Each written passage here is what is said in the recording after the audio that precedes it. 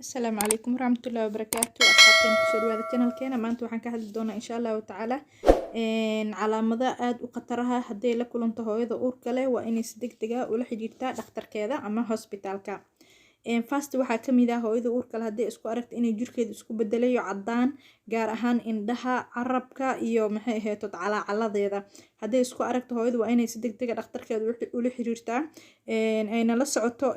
calaamadahaas wadna garaac iyo indhaha oo madoobaada calaamadahaas waxay ka turjumayaan hooyada inay tahay mid dhiig la'aan ah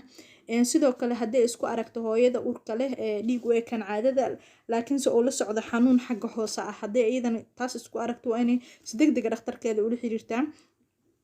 sidoo kale hadii isku aragto barar degdeg ah oo ku imaada hareeraha indhaha iyo lugaha ama wajiga sidoo kale hooyada hadii isku aragto bararkaasi indhaha hareerahooda wajiga iyo lugaha iyo gacmaha hadii isku aragto hooyada bararkaasi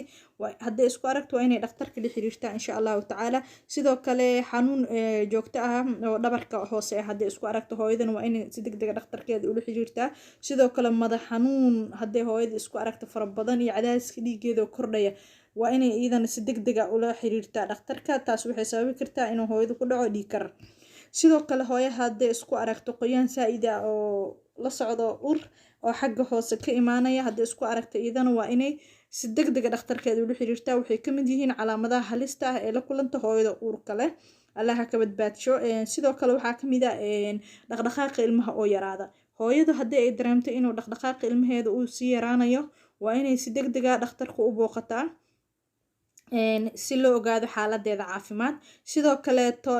hooyada hadii isku aragto qandho ama xumad ee la socoto maxay ahayd gariir iyo dhaxan hadii iidan isku aragto taasi waa inay iidan dhakhtarkeeda si degdeg ah ula xiriirtaa sidoo kale hooyada hadii isku aragto maxay ahayd hadii isku aragto hooyada suuxtin ama si u joogto inay dhaq iska dhayso iska suuxayso kaleeto hooyadaas waa inay si degdeg ah dhakhtarka ula xiriirtaa marka calaamadahaasi aan soo sheegnay waa calaamadaha ugu halista badan ee la kulmi karto hooyo kasto uur leh allaha ka badbaadiyo hooyo kasto uur leh maxay ahayd calaamadahaas iyo kuwa kaleba waa halis marka hooyo hadaa isku aragto calaamadahaasi aan soo sheegnay iyo kuwa kaleba waa inay si degdeg ah dhakhtarkaada ula xiriirtaa si aad ula socoto caafimaadkaaga iyo caafimaadka ilmaha uurkaada ku jira waana u muhiim hooyo kasta inay dhakhtarkeeda